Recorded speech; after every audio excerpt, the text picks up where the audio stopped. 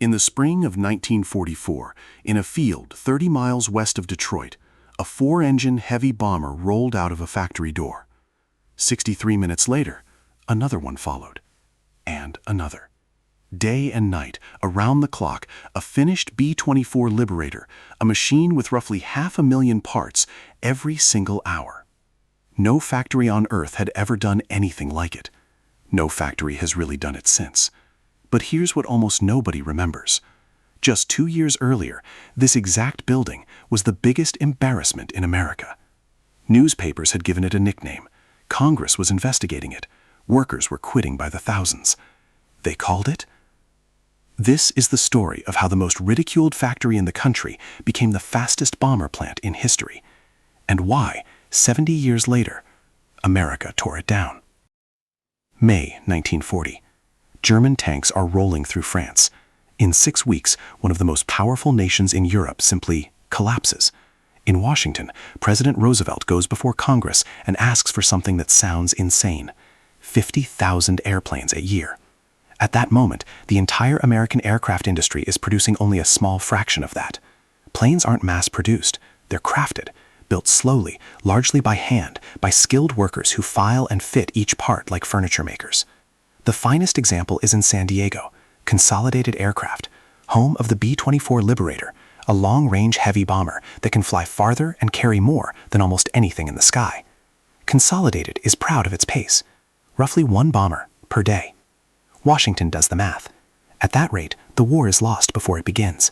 So the government turns to the only people in America who know how to build complicated machines by the million: Detroit. In January 1941, Ford's legendary production boss, a hard, stubborn Danish immigrant named Charles Sorensen, the man they called Cast Iron Charlie, walks the floor of the Consolidated plant in San Diego. He watches workers hand-fitting parts in the open California air, parts that don't quite match, assemblies built slightly differently every time. And he's horrified. An executive asks what he thinks. Sorensen doesn't sugarcoat it. This, he says, is no way to build airplanes. Fine, they tell him. What would Ford do? That night, in his hotel room, Sorensen stays up with a pencil and paper, and by morning he has sketched something no one in aviation believes is possible. A single building, nearly a mile long. Aircraft parts flowing like rivers into subassemblies, subassemblies flowing into fuselages, fuselages flowing toward 2 great final assembly lines. At the end of the line, 1 finished bomber. Every hour. The aviation men laugh at him. A car man, they say, has no idea what an airplane is. Sorensen makes them a bet that will define his life. Ford will build it, and Ford will prove it. There's just one problem, and it isn't the airplane. It's Ford himself. Here was the flaw in the beautiful plan. Ford builds cars with hard steel dies, massive stamping tools that cost a fortune and take months to make, but then produce identical parts forever. That's the secret of mass production. The design never changes. Aircraft are the opposite. Every week, combat reports come back from Europe and the Pacific. Add armor here, move a gun there, change the turret. The B-24's design is a living thing, and every change means Ford's expensive steel dies are suddenly wrong. The Army keeps changing the airplane. Ford keeps tooling for an airplane that no longer exists. And that's only half the catastrophe. The other half is human. Willow Run sits 30 miles from Detroit, a long drive in the best of times. But this is wartime. Gasoline is rationed, tires are rationed, and around the plant itself there is nothing. No houses, no apartments. Workers sleep in cars, in tents, in shifts in rented rooms. So they quit. Not by the dozens, by the tens of thousands. At the worst of it, Willow Run has to hire several workers just to keep one. Through most of 1942, the numbers are humiliating. The plant that promised a bomber an hour delivers a trickle, and many of the early aircraft need so much rework they go straight to modification centers instead of combat. The press smells blood. Willow Run, the newspapers sneer, should be renamed. Congress opens investigations. Washington quietly discusses taking the plant away from Ford entirely, and inside the company, the pressure lands on the one man who cannot afford it. Edsel Ford is dying. Stomach cancer, made worse, those close to him believed, by years of stress and his father's cruelty. Through 1942, as the plant he championed becomes a national joke, Edsel keeps working, keeps defending Willow Run, keeps promising the miracle is coming. On May 26, 1943, Edsel Ford dies. He is 49 years old. He will never see what his factory is about to become. Because in 1943, quietly, piece by piece, Willow Run starts to work. First, the people problem. If workers can't live near the plant, Ford and the government will build them a town. Dormitories, trailer parks, eventually an entire community, Willow Village, with schools and shops rising out of the farmland. Then, the plant opens its doors to everyone the old factories had turned away. Women arrive by the thousands, housewives, waitresses, school teachers, trained in weeks to drive rivets and read blueprints. At the peak, roughly a third of Willow Run's workforce is female. One of them is a young widow from Kentucky named Rose Will Monroe. A film crew shooting a war bond picture goes looking for a riveter, named Rosie. They find her at Willow Run. The poster becomes immoral. The woman behind it built bombers in this building.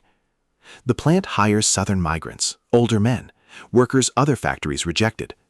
Inside the B-24's wing is a crawl space so tight no average adult can work in it, so Willow Run recruits workers with dwarfism who climb inside the wings and buck rivets where no one else can reach. 67 acres of America, all under one roof. Then, the engineering problem. Ford and the Army finally strike a truce. Design changes are batched and scheduled instead of constant. The dies stabilize, the training pays off, and Sorensen's river of parts, the thing the aviation men laughed at, finally begins to flow. Center wing sections moving down their line, fuselage halves mating like halves of a ship, 4 engines, nose, tail, turrets, everything converging on 2 final lines under a ceiling so distant it seems to have its own weather. Even the skeptics come to see it.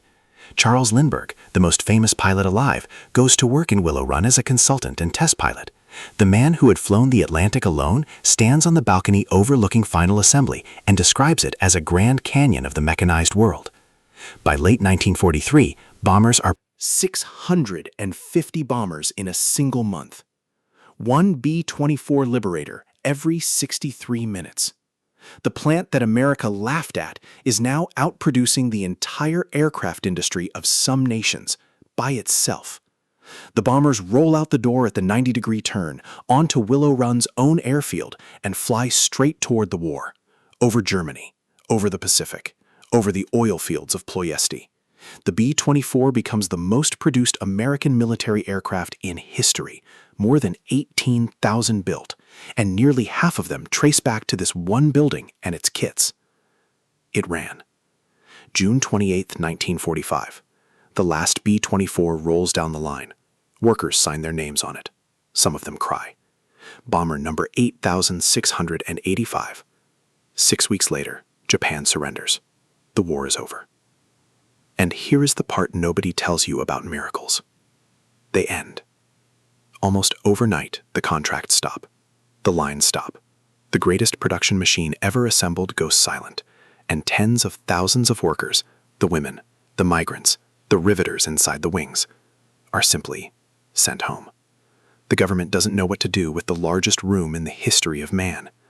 For a few years, a bold startup tries. Kaiser Frazer, the last serious attempt to launch a new American car company, builds automobiles where the bombers were born. For a moment, Willow Run's lines run again. By 1953, Kaiser is finished at Willow Run. That same year, fate intervenes. The place where America's automatic transmissions came from. Hydramatics by the tens of millions. Generations of workers. Fathers, then sons, then grandchildren. Walking the same floor where Rosie once drove rivets. Most of them never knowing exactly where the bombers had rolled. The war fades. The building stays. Until 2009, when General Motors collapses into bankruptcy, accountants draw up lists of what survives and what doesn't. Willow Run doesn't. In 2010, the plant closes for good. The building that saved the world is now a liability on a spreadsheet, too big to heat, too old to modernize, too contaminated to ignore.